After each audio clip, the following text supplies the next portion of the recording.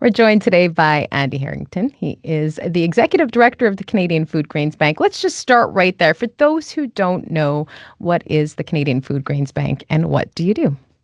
So, Canadian Foodgrains Bank is an association of 15 members. We're a faith-based organization, so those members represent the major denominations around Canada. About 30 denominations, actually. So, there would be 15 members that would be very involved in relief and development around the world. So, they work with partners on the ground. And so, the Canadian Foodgrains Bank, it really makes sure that we have the resources to end hunger. Our vision is a world without hunger, and our mission is working together to make that happen. So we do that in a variety of different ways with emergency food assistance in places like, at the moment, like Gaza, like Sudan, and some of the crises that you see around the world. We also do it with long-term development systems. So we're building sustainable food systems so that people, when they come into crisis, actually have the food to be able to enable them to survive and thrive. And we also work to educate Canadians and work alongside the Canadian government in order to really advocate for policy changes that will end hunger around the world. We've been in partnership with the Canadian government for many years, 42 years since we were actually established. And they match fund many of our projects on a 4-to-1 basis. So we last year we worked with 1.2 million people to end hunger around the world in over 140 projects in 37 countries. So we're quite a well-known organization, quite large around the world. Now, yesterday was World Food Day. Why is it so Mhm. important to draw awareness to this issue? Well, it's critical, Colleen, because around the world there are 720 million people who are in hunger. And actually, we're seeing, although we saw those numbers drop a little last year, and that might be to do with the way those numbers are counted. As you can imagine, it's quite hard to calculate. We're expecting those numbers to rise because of some of the cuts we've seen in institutions like USAID and other countries around the world. So we're expecting those numbers to get worse. But 720 million is way worse than it was 10 years ago. We thought we had hunger under control. We saw declining levels of hunger around the world. Then we were hit with COVID. We were hit with things like the Ukraine crisis that caused massive inflation. And so we have that. We have erratic weather and the change that's happening in climate. And we have economic disruptions. So an example of that economic disruption is because of some of those things. The average country we work in has 45% inflation. And some of those countries are extremely poverty stricken. So if you can imagine what it's like to be a mother or a father trying to feed your children in those situations, hunger is growing around the world. And so that's why we thought it's so important to be involved as Christians, as a faith-based organization, in ending hunger, because we don't believe that God wants anybody to go hungry. It's even challenging here in Canada where Hmm. we have the resources to feed ourselves and to feed our families. Going back to speaking about hunger and working together as a team, why is that important? And why is it so important to do this and use our faith as well while we're helping others?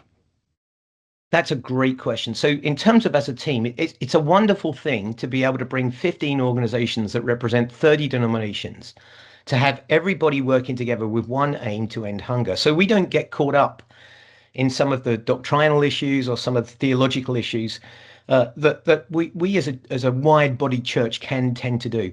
Anytime we stray towards that, we just stop the conversation and say, is this ending hunger? And everybody will look at each other and go, no, that's our mission. So if you can imagine sitting around the table, as we often do, with all of these representatives who've become friends and co-laborers in the kingdom of God, in order to end hunger, that's a demonstration of Christian unity. It's a wonderful demonstration. And we need to do that. You said, why is it so important? I mean, I go back to the words of Jesus, what did you do when I was hungry? And that's a question we're all going to be asked one day. And you're quite right, Colleen, to reflect back to the situation in Canada. We need to end hunger in Canada as well. But we do have a level of wealth in this country that is not evident in many, many, many of the countries that we work in. So I think we can do both. And I believe that is a call of God. Sometimes in this current world, we're told to look after ourselves first. That's not the view of Jesus. That's look after others first and then look after yourself. So I think of the parable of the Good Samaritan, for example. So it's very important that A, we come together in unity, and B, we work out the calling upon us to end hunger around the world as Christians, not just for Christians, but as Christians in every situation. Where do we start? How can our listeners get involved? That's a great question, Colleen. There are many ways. So we talk at Canadian Foodgrains Bank about 4 ways: give, pray, learn, and advocate. So first of all, you can give. You can go to our website and help us to end hunger. And one of the wonderful things about Canadian Foodgrains Bank is it's rated as one of the top 10 impact charities in Canada. So you can be sure your money is going towards ending hunger. As I say, nearly 1.2 million people last year benefited. Secondly, we talk about praying. There is power in prayer. So as you watch the news, as you see things happening around the world, as you look at what's happening in Gaza at the moment, or the forgotten crisis of Sudan, which is a terrible hunger crisis at the moment, or anywhere else, pray. Ask God to intervene. We believe God's already there inviting us into these places. And as you pray, think about what you can do. One of the things we talk about is learning. So how can you learn more about what's going on? There's a lot of misinformation out there at the moment in terms of how aid is used, in terms of what hunger actually means. So go to authoritative websites and learn. We have lots of resources on our website at foodgrainsbank.ca. And finally, advocate. Next week, I'll be going to Ottawa. I'll be taking around, our team will be taking around 30 constituents from across Canada. We'll meet with numerous MPs for a day, and then we'll have a reception in Parliament where we'll be talking about how people across Canada are concerned about hunger, both nationally and internationally, and give an opportunity for MPs and leaders of this country to hear that we want to advocate for an end, because we can end hunger. It is within our power to do that, Colleen. So give, pray, learn, advocate. Go to our website at foodgrainsbank.ca and find more information there. Backtracking a little bit, as someone who's leading something like this, what is it like for you to be a part of this and to watch this happen, to watch this unity, and to watch Jesus be front and center in this fight against hunger? Colleen, that's such a great question. I've never really considered how that I would answer that until you asked it, but I would say it's one of the privileges of my life to be. It's not an easy job, I'll be honest with you, as we deal with the crises around the world, and as we all try and come together. And I wouldn't say it's always frictionless. By the nature of our organization, there's always different points of view on how to do this.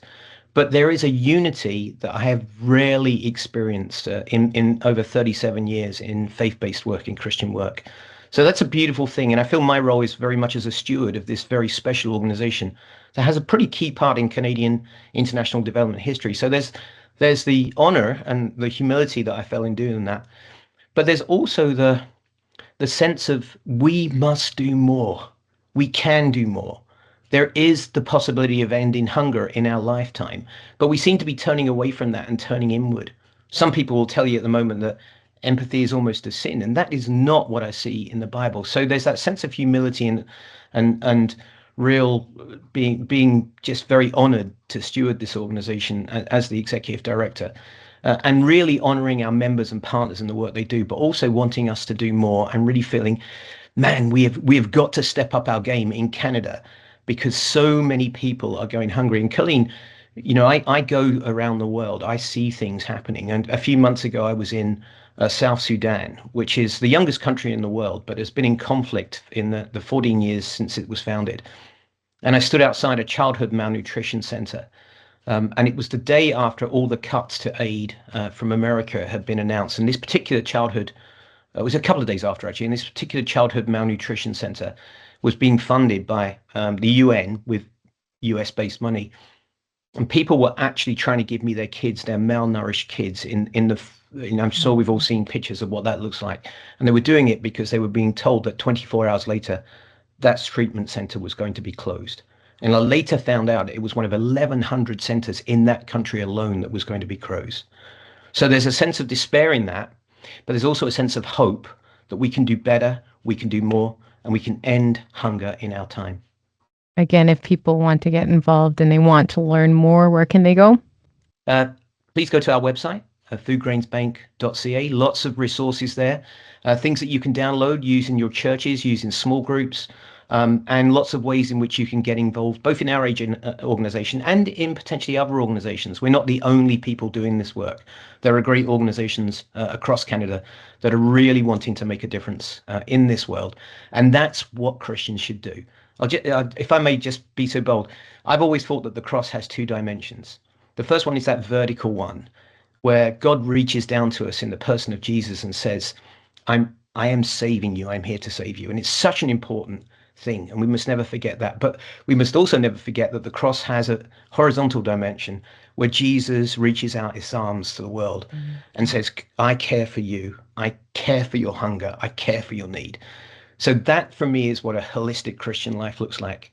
That sense of salvation, of understanding that Jesus has done this amazing thing to save us, but he also calls us out into this world to make a difference and to care. Thank you so much for sharing this with us and for making time for us.